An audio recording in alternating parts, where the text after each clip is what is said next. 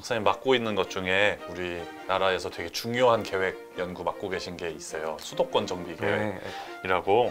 그래서 사실 수도권 정비 계획은 제 생각에는 이 그 그린벨트나 이런 거 다루셨던 것처럼 한 화로 다뤄도 되지 않을까라고 개인적으로 생각하는데 기왕 나왔으니 수도권 정비 계획 관련해서 좀 소개를 부탁드려도 될까요? 수도권 정비 계획 수립을 제가 한 3년 정도 연구 책임을 맡아서 했었고요. 이제 국토교통부 과제였고, 수도권 정비 계획은 말이 좀 어려운데 그냥 쉽게 얘기하면 수도권 규제를 다루는 그 국가의 제일 상위의 계획이고요. 그게 뭐냐면 너무 수도권으로 서울, 인천, 경기로 사람들이 모여 살잖아요. 그래서 그게 막 오늘 내일의 일인 얘기는 아니고 이미 60, 70년대부터 그랬었는데, 그래서 그걸 좀 막자, 규제를 통해서. 그래서 80년대 초반에 1차 수도권 정비 계획이 수립이 됐고, 제가 이제 2021년 말에 최종적으로 완성돼서 고시가 된 4차 수도권 정비 계획 연구를 한 3년여간 진행을 했고, 말씀드린 것처럼 그 계획의 내용은 수도권으로의 과도한 인구 및 산업의 집중을 막기 위한 그런 규제 수단에 대한 것들을 계획했던 연구다. 예. 그 수도가 사실 이제는 이전한다는 말이 들리고 있는데, 그렇죠. 예. 이제는 수도권이 수도가 아니게 된 건데, 그래도 수도권 정비 계획은 계속해서 진행이 되는 건가요? 근데 아직은 이제 수도의 핵심이라고 할 수 있는 어쨌든 대통령 집무실이 용산으로 갔잖아요. 그러니까 그래서 아마 대통령 집무실까지도 일로 오고, 아예 그 법으로 수도라는 용어를 폐지한다면 자연스럽게 수도권 정비 계획은 성립 자체가 안 되는 거죠. 수도권 정비 계획의 그 조항 두 번째가 수도권의 범위에 대한 얘기인데, 이제 그 자체가 서울, 인천, 경기가 아니라 다른 쪽으로 옮기게 된다면 전혀 이제 그 계획은 실효성을 잃게 되지 않을까. 법에서 이미 달라지기 때문에. 아마 세종으로 만약에 대통령 집무실이 옮기고 우리가 본연에 원래 계획했던 것처럼 세종시 행복도시를 넘어서서 여기 자체를 시내 행정수로서 큰 하나의 광역도시권으로 만들어내고 성장을 한다면 당연히 수도권은 열로 가야 될 거고요. 아마 그때는 무조건 규제를 하거나 뭐 인구 산업의 집중을 막는 계획보다는 다른 형태의 내용을 담은 수도권 뭐 정비 계획이든 관리 계획이든 발전 계획이든 이런 계획들을 따로 수립해야 되지 않을까. 하지만 이제 현 상황에서는 그렇게 확 변하기에는 여건이 그만큼 따라오지 않았기 때문에 여전히 비슷한 형태로 가고 있다. 예. 이렇게 말씀드릴 수 있을 것 같습니다. 네, 제가 알기로는 수도권 정비 계획에 따라서 뭐 수도권에 말씀 주셨던 것처럼 뭐 공장도 더 짓기 어렵고 뭐 대학도 정원들도 좀 제한되고 뭐 이런 규제들이 있는 것 같아요. 근데 또 보면 저희 동네만 해도 일자리를 많이 창출하는 그런 R&D 센터가 들어온다거나 뭐 이런 것들도 들어오고 해서 좀 헷갈려요. 뭐가 되고 또 뭐가 안 되는지. 이게 수도권 정비 계획이 아까 말씀드린 것처럼 80년대 초반에 만들어졌잖아요. 그러니까 그때는 되게 산업화가 여전히 심할 때고 제조업, 공장 이런 것들의 의미가 엄청 컸던 시기이기 때문에 대부분의 수도권 규제 수단들이 그런 쪽에 포커스가 되어 있는 거예요. 근데 이제 지금은 산업 구조가 변했잖아요. 서울에서 공장 아무도 하지 않죠. 하지만 법은 여전히 그대로 되어 있습니다. 근데 법이 그대로 되어 있을 수밖에 없는 건 법을 바꾸기가 힘들어요. 그러니까 법은 국회에서 바꾸는데 수도권 정비 계획을 가지고 뭔가 국회의원들이 뭔가를 바꾸려고 하면 보통은 국회에서 보면 싸우는 게 여당, 야당으로 싸우잖아요. 근데 수도권 정비 계획에 대해서는 여당, 야당으로 싸우지 않고 수도권 의원, 비수도권 의원으로 싸웁니다. 그렇기 때문에 아주 작은 토시 하나라도 바꾸려고 하면 수도권, 비수도권에서는 혹시 수도권 의원들이 바꾼다 그러면 저것도 좀 규제 풀려고 그러는 거 아니야? 그리고 이제 또 반대로 비수도권 의원들이 바꾸려고 그러면 규제 강화하려고 그러는 거 아니야? 그래서 수없이 많은 법의 개정들이 발의가 막 됐다가 결국에는 계류하다가 폐기되는 그 국회가 지나면 이제 이런 형태로 해서 이제 그 되게 정치적인 이슈가 돼버렸거든요. 수도권 정비 계획. 그래서 이게 뭔가 좀 약간의 시대에 뒤떨어질 수밖에 없는 수단으로 되어 있어서 지금은 오히려 구체적으로 뭔가를 딱 못하게 막는다 해서 우리가 의미를 찾기보다는 좀 상징적인 형태. 그리고 여전히 일부는 작동하고 있고요. 왜냐하면 뭐 경기도나 이런 데는 여전히 이제 공장들이 문제가 되고 있기 때문에 이제 거기에 또 조금 더 활용되고 있고 이렇게 좀 이해를 하시면 좋을 것 같아요. 수도권 정비 계획이 말씀하셨듯이 80년도부터 시작을 했다고 말씀하셨는데 그 개인적인 평가나 앞으로 이제 어떻게 나아가야겠다라는 생각이 있으신가요? 이게 평가가 되게 어려운데 제가 그 국토종합계획을 할 때 국민참여단에서 여기 세종 컨벤션센터에서 막 여러 전국에 계시는 그 시민분들을 모시고 뭐 행사를 하는데 수도권을 발제를 해달라서 제가 발제를 했어요. 근데 너무 그 비수도권에 오신 그 어르신분들이 막 뭐라 그러는 거예요. 그러니까 수도권 뭐 어떻게 갖고 니들이 다 가져가지 않았냐 막 소리 지르고 얘기해보라고 갖고 제가 저는 수도권 정비계획 만들어질 때 태어난 사람이고 저는 잘 모르고 요거 질문을 이제 우리 국토연구원 원장님께서 해주시겠다. 균형발전에 연구를 하고 계시는 그래서 원장님한테 마이크를 딱 들었더니만 원장님이 되게 그 현답을 하셨습니다. 그때. 그러니까 아무도 수도권 정비계획의 실효성을 객관적으로 맞다 틀리다 얘기할 수는 없는데 그러니까 이런 거죠. 그러니까 정비계획이 있어서 그나마 이 정도의 집중을 하고 있었을 수도 있고 없었으면 더 집중이 심화됐을 수도 있다. 혹은 역으로 있어도 별 기능을 못해서 집중이 뭐 더 된 부분도 있다. 이걸 이게 각자의 판단에 맡겨야 된다. 그러니까 컵에 물이 반 담겨 있는 거 가지고 누구는 이렇게 보고 누구는 저렇게 보잖아요. 사실은 수도권 정비계획의 실효성에 대한 문제는 아마 그런 컵에 담긴 물 같은 거라고 생각이 됩니다. 그러니까 저 개인적으로도 저는 그래도 존재의 이유나 가치는 충분히 한 수십 년간 증명을 해보지 않았냐. 좀 더 다시 개인적인 내용들로 돌아올까 합니다. 사실 연구자가 되기까지 지금까지 되기까지 되게 오랜 시간들을 거치잖아요. 좀 연구자가 되기로 결심한 배경 같은 것들 설명해 주시면. 이런 거 재밌다. 사실 제가 사회 진출을 좀 하기가 싫었어요, 사실은. 그리고 막연히 유학에 대한 동경은 있었거든요. 그 뭐냐면 제가 군대를 운이 좋게 그 카투사라고 해서 미군 부대에서 이제 군 생활을 할 수 있는데 어떻게? 근데 제가 영어를 정말 못했거든요. 근데 거기서 2년여간 이제 외국 군인들하고 미군들하고 생활하다 보니까 영어에 대한 이제 두려움도 많이 사라지고 그리고 좁은 이 한국 땅에서만 지낼 게 아니라 공부를 만약에 한다면 이제 좀 외국에 나가서 공부를 해보자라는 생각을 좀 했었어요. 그러니까 뭐 굉장한 학자가 되거나 이런 것보다. 그래서 학부를 졸업을 하고 학부 성적이 많이 안 좋아하고 바로 이제 유학을 가기가 좀 어려워서 석사까지는 이제 같이 모교에서 석사까지 하고 이어서 그 다음에 이제 박사를 기왕 시작한 거 뭐 그런 건 있거든요. 그러니까 한 거를 좀 끝까지 가보자라는 그런 성격은 좀 있기 때문에 그래 기왕 시작한 거 박사 학위를 해보자 그래서 이제 유학을 가서 공부를 하게 됐고 끝나자마자 마침 이제 제가 여름에 졸업을 했는데 그 즈음에 바로 국토연구원 공채가 올라왔더라고요. 그래서 이거는 뭐 나를 위한 자리인가 보다 해서 했는데 덜컥 잘 돼서 졸업하자마자 바로 들어왔습니다. 예. 각 시기마다 뭐 학부 때도 있었겠고 네. 석사 때 또 박사 때 또 연구원 와서 연구원 초기 또 지금까지 연구 주제나 관심들이 되게 바뀌어 오셨을 것 같아요. 아까 최근 하는 것들에 대한 얘기들은 아까 좀 말씀 주셨지만 예전에 그 공부하셨던 내용들이나 뭐 이래서 이쪽 분야를 선택했다거나 뭐 이런 것들에 대한 얘기들 조금 주시면 좋을 것 같습니다. 제가 그 공학 계열로 입학을 했거든요. 그러니까 과가 정해지지 않고 그냥 막연히 공대로 들어간 거예요. 제가 수학은 좋아하는데 공학에 관계된 건 너무 제가 좀 관심이 너무 없어서 그 과들을 이렇게 찾다 보니까 도시공학이라는 게 있는데 그게 좀 소프트한 것 같은 거예요. 그러니까 2학년 때 과 진짜 아무 생각이 없었어요. 진로에 대해서. 2학년 때 과를 정할 때 이제 도시공학을 선택을 했고요. 들어와서는 이제 저는 이제 도시공학 중에서도 도시 및 지역 경제에 관련된 관심이 많았기 때문에 이제 경제학 수업도 듣고 또 마침 제가 다녔던 학교의 도시공학과가 그런 도시 및 지역 경제학에 좋은 선생님들이 많이 계셔갖고 그렇게 그것들에 대한 막연한 관심을 가지고 연구를 했고 석사도 그렇고 박사도 그렇고 대부분 다 이제 각 지역, 도시나 지역들의 경제적인 뭐 성장이나 발전 이런 것들을 비교해보고 그 원인을 찾는 이런 연구들의 포커스를 많이 가지고 있었고요. 그러다가 이제 그걸로 박사학위 논문도 쓰고 그 다음에 이제 연구원에 입사를 해서 초반에 그 비슷한 걸 했습니다. 그러니까 해외에서 했던 그런 방법이나 기술을 가지고 우리나라 지역들의 성장이나 발전 이런 것들을 측정도 하고 이유를 좀 탐색을 하다가 그 다음에는 좀 재미가 없더라고요, 사실은. 그래서 뭔가를 하다가 여러 가지 이제 사회 현상들을 지켜보다가 불평등 그리고 이제 그 공간 분리 이런 것들의 이슈가 좀 눈에 들어와서 그러니까 우리가 다 진익에서 이제 소득 불평등 얘기 많이 하잖아요. 근데 이제 그걸 하나 더 나가서 우리는 계획을 하고 공간을 다루는 사람이니까 소득 수준에 따라서 사람들이 다른데 진짜 사나 그리고 과거에는 그리고 우리가 눈에 보이는 달동네가 있었다면 요즘도 여전히 달동네가 있는가 아니면 요즘은 우리 드라마 펜트하우스 이런 거 나오는데 오히려 가난한 사람들이 특정 공간에 모여 사는 게 아니라 부자들이 남들하고 살기 싫어서 자기들만의 어떤 그런 스카이캐슬을 만드는 게 아닌가 이런 것들에 대한 관심이 좀 생겨갖고 요즘은 사실 그런 쪽에 대한 연구들을 많이 진행을 하고 관심을 갖고 있습니다. 네. 주제를 찾는 방식도 사실 굉장히 제가 듣기로는 좀 독특하다고 느껴지고 다 그렇게. 정말요? 그렇다고 생각되는데 혹시 연구자로서 특별히 가지고 계신 마음가짐이나 철학이나 이런 것들이 있을까요?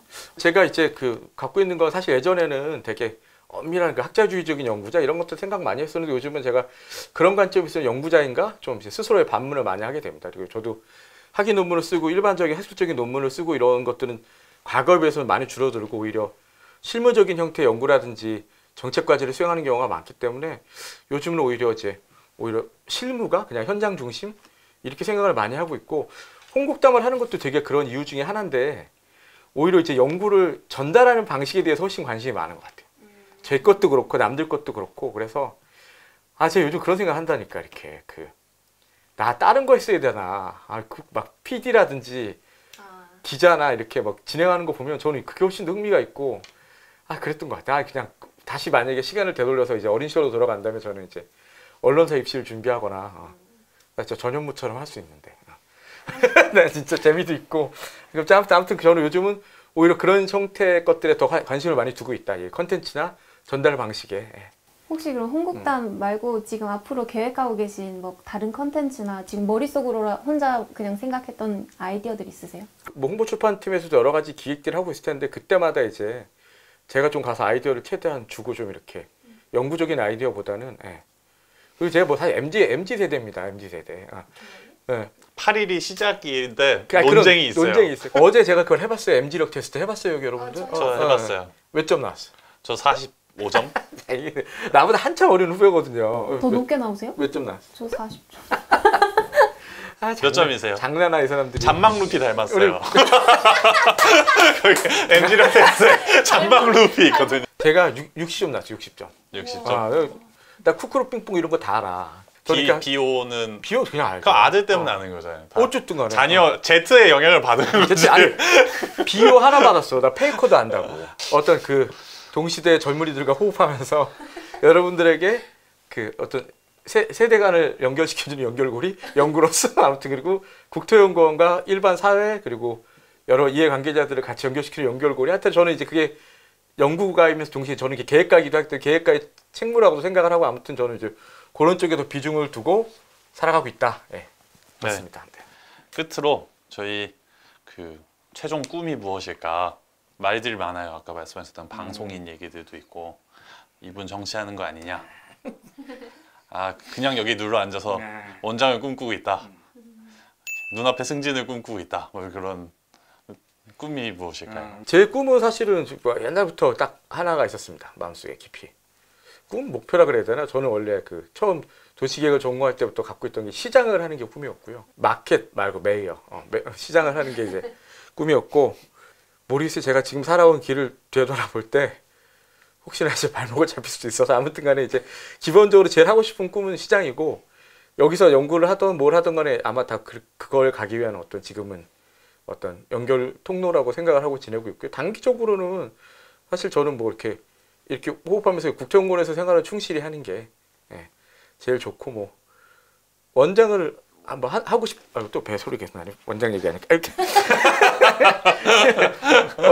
원장에 대한 저의 배고픔이 이 배 소리로 이제 출세에 대한 저의 갈망이 이런 꿀 소리로 나오는 것 같은데 안돼 뭘 하든 간에 그것들은 혹시나 시장을 할 때 도움이 된다면 하게 되면 너무 좋겠죠. 근데 예전에 사실 무슨 뭐 거창하게 뭐 학자주의적 관료형 뭐 이런 얘기 했었는데 그거보다는 조금 더 소통하는 그런 계획가이자 연구자 뭐 이렇게 해서 기회가 주어진다면 뭐 시장을 하면 뭐 너무 좋지 않을까.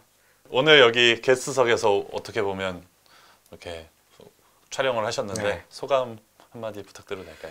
아니 이게 되게 할만하네. 좋네요. 그리고 원래 갖고 있던 생각을 뭐 다 얘기는 못한 것 같아. 제가 좀 못하신 말씀 있으면 더 하세요. 아니 나는 좀 더 이제 예능적인 요소라든지 그리고 아까 밑밥 깔아줬는데 안 했잖아요. 아니 펜트하우스 얘기했잖아. 근데 펜트하우스가 이게 여러분 잘 몰라갖고 좀 그런 것 같고 그 외에는 아무튼 그 세종에 오시면 연락을 주세요, 여러분들. 제가 이제 언제나 찾아가서 같이 어울려서 놀기도 하고 엄청 사실 그런 거 좋아합니다. 저 인스타도 하는데 혹시 찾아보시면 이렇게 DM도 주시고요. 각종 행사, 사회나 뭐 출연, 섭외 이런 거 너무 환영하니까 적극적으로 저를 활용해 주시길. 그리고 제 연구 보고서들도 계속 나올 거예요. 제가 놀지만은 않아요. 조금씩 연구하기 때문에 그런 것도 조금 재밌게 저 최대한 좀 재밌게 쓰려고 하거든요. 그러니까 저는 집에 6학년짜리 아들이 있는데 걔한테도 물어보기도 해야 하니까 네가 이거 읽을 때 조금 도움 되냐? 왜냐면 그게 저는 핵심인 것 같아. 그러니까 막 거창하게 어렵게 하는 것보다 그래서 그렇게 하려고 노력을 하니까 많이 좀 관심을 가져주시고 더 나아가서 저 개인에 대한 관심보다도 국토연구원이나 집단이나 연구 조직이 정말 많은 일들을 합니다. 여러분들 상상을 초월할 정도로 많은 일들을 하고 앞으로 더 많은 기능을 하기 위해서 끊임없이 쇄신하려고 합니다. 그래서 계속 관심 가지고 쟤네 뭐 하지?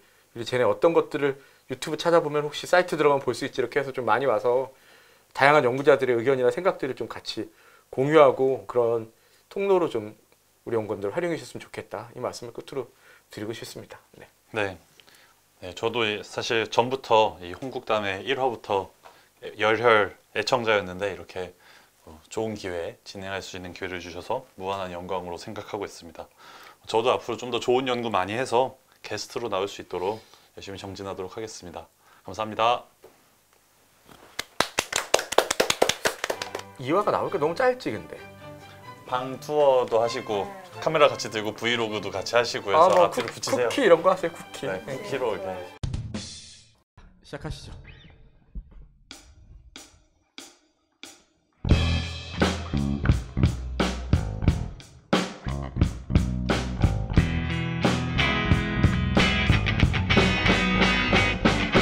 흐르는 강물을 거꾸로 거슬러 오르는 연어들의 도무지 알 수 없는 그들만의 신비한 이유처럼 그 언제서부터인가 걸어오는 이 길 앞으로 얼마나 더 많이 가야만 하는지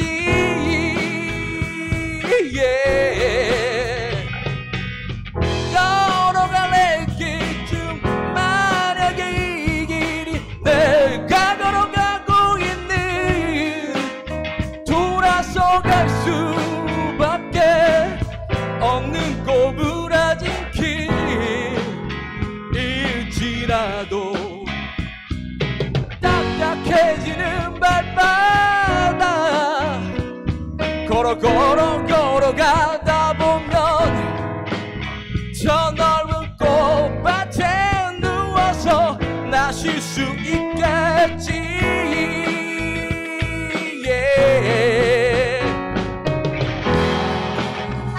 박수 쳐주세요.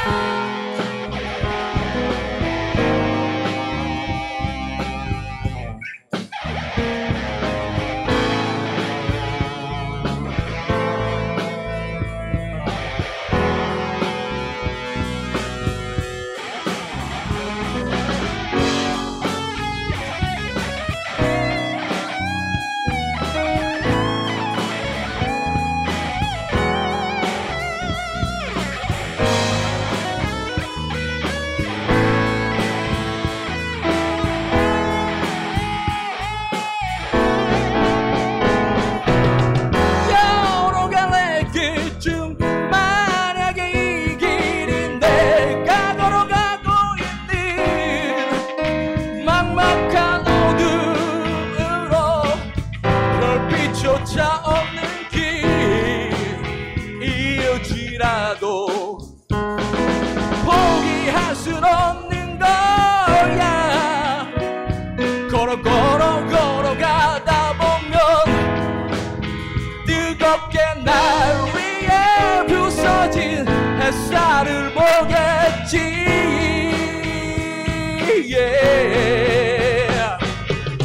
그래도 나에게 너무나도 많은 축복이란 걸 알아.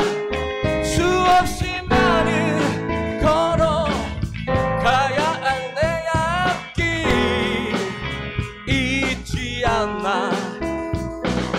그래 다시 가다 보면 걸어가다 보면 어느 날 그 모든 일들을 감사해 하겠지.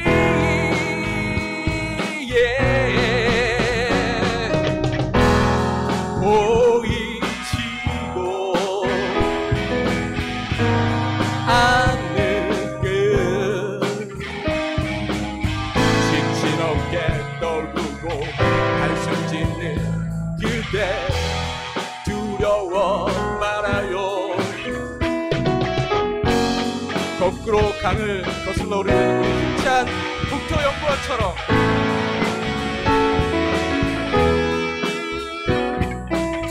걸어가다 보면 걸어가다 보면 걸어가다